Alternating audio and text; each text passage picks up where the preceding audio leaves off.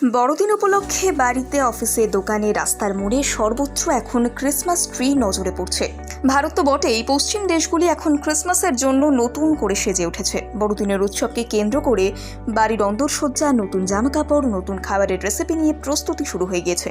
তবে অনেকের মনে প্রশ্ন জাগতে পারে, ক্রিসমাস ট্রি কেন ব্যবহার করা হয়? এই ক্রিসমাস ট্রি লাগালে কি কি উপকার পেতে পারেন? এই ক্রিসমাস ট্রির প্রথা কোথায় এবং কবে থেকে শুরু হলো?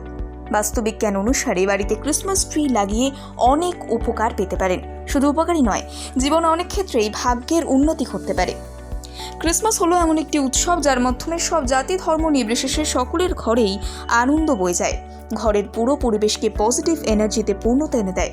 প্রভু যীশু খ্রিস্টের জন্মবার্ষিকী হিসেবে পালিত হয় এই উৎসব। এই উৎসবকে কেন্দ্র করে চারিদিকে আলো এবং আনন্দ ছড়িয়ে পড়ে। শুধু খ্রিস্টান নয়, সব ধর্মের মানুষই এখন বড়দিন উদযাপন করে থাকে। দীপাবলির মতো বড়দিনেও সাজানো হয় গোটা বাড়ি।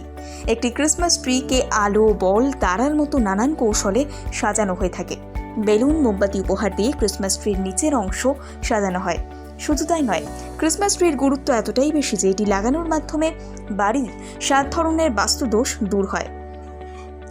ক্রিসমাস ট্রি ব্যবহার করা শুরু কবে থেকে হলো? ক্রিসমাস ট্রি রোপণ প্রথম জার্মানিতে শুরু হয়েছিল। এরপর 19 শতকে ইংল্যান্ডে সেই রীতি আছড়ে পড়ে। তারপর তো ইতিহাস। বড়দিন মানেই ক্রিসমাস ট্রি। এই সুন্দর 3 কোনা গাছ না হলে অসম্পূর্ণ থাকে বড়দিন। বর্তমানে প্রায় সব দেশেই ক্রিসমাস ট্রি লাগানো হয়। বর্তমান যুগে এই উৎসবের প্রতিটি ঘরে ঘরে ক্রিসমাস ট্রি লাগানো হয়। কেন ক্রিসমাস ট্রি সাজাবেন? বাড়িতে ক্রিসমাস ট্রি লাগালে সব ধরনের নেতিবাচক শক্তি দূর হয়ে পজিটিভ শক্তি ঘরে প্রবেশ করে। চন্দ্রমল্লিকা গাছের গল্পটি যিশুর জন্মের সঙ্গে সম্পর্কিত।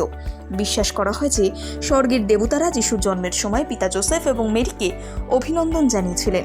যিশুর জন্মগ্রহণে আনন্দ ভাগ করে নিতে তারা দেবদারু গাছকে আলো দিয়ে আলোকিত করে তুলেছিলেন।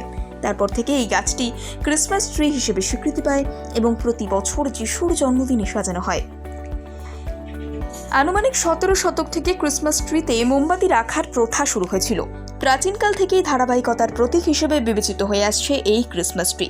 মনে করা হয় এই সময় ক্রিসমাস ট্রি সাজানো হলে বাড়ির শিশুরা রোগমুক্ত হয় এবং তারা সর্বদা আনন্দে ডগমগ হয়ে থাকে।